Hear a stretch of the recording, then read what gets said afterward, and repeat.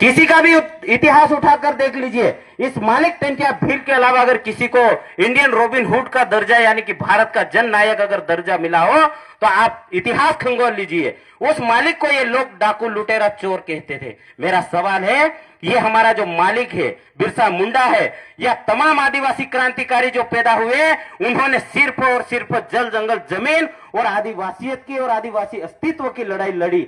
आज वही अस्तित्व हमारा खतरे में है। आज वही हमारा समुदाय आखिरी पीढ़ी की आखिरी लड़ाई लड़ने जा रहा है। आप हम सबको संगठनों में बांटा, धर्मों में बांटा, पार्टियों में बांटा, हमारे समुदाय के टुकड़े टुकड़े करके आज पूर्ण रूप से एक ही काम किया जाता है सरकार द्वारा भी कि विकास।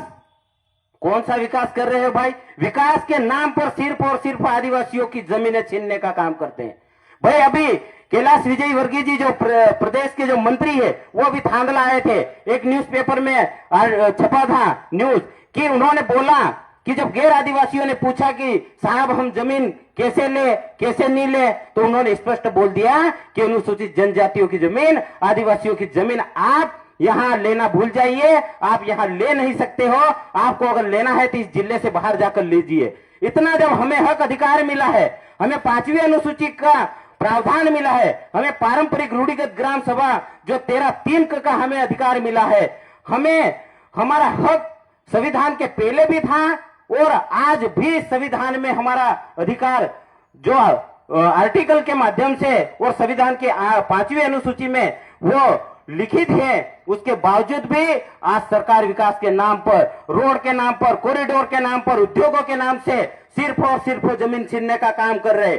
मैं सरकार, शासन, प्रशासन और हमारे जनप्रतिनिधियों से भी यही कहना चाहता हूं कि यदि विकास वास्तव में आदिवासियों का करना है तो जो आदिवासियों की मूलभूत आवश्यकता है, छोटी छोटी आवश्यकता है, उनको रोजगार की जरूरत है तो वो छोटे छोटे रोजगार उपलब्ध करवाइए, शिक्षा को मजबूत कीजिए। हमारा समुदाय आज पलायन कर रहा है, आप कितने उद्योग डाल चुके हो, क्या पलायन रोक सके हो? ये हमारा सवाल है। आज मेघनगर की जो केमिकल फैक्ट्री है, आज पूरी बारिश हो गई लेकिन वहां केमिकल खत्म नहीं हो पाया।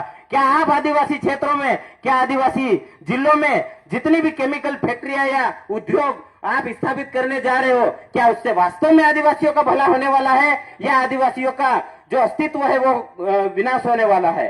तो मेरा यही मतलब कहना है कि जो अंग्रेजों ने जितना शोषण और दमन आदिवासियों और भीलों पे नहीं किया है, वो आज की सरकार, हमारे आदिवासी जनप्रतिनिधियों जो कमल और कांग्रेस, मैं माफी चाहूंगा या पार्टी का मना होगा, लेकिन जो हमारे लीडर बनके जो विधानसभा और लोकसभा में है वो आज गूंगे बहरे बने हैं, हमारी जमीनें छीन रही, फिर भी बोलने के लिए तैयार नहीं है। इसलिए मेरा बोलना हो रहा है कि उस उपनिवेश काल से भी ज्यादा खतरनाक ये उपनिवेश काल है। इस उपनिवेश में हमारे समुदाय को कैसे बचाना है, हमारी जल जंगल जमीन को कैसे बचाना है, उसी के आधार पर हम सबको, तमाम पार्टी, संगठन और हमारी विचारधारा और धर्म को छोड़कर हमें जादम पर आने की जरूरत है।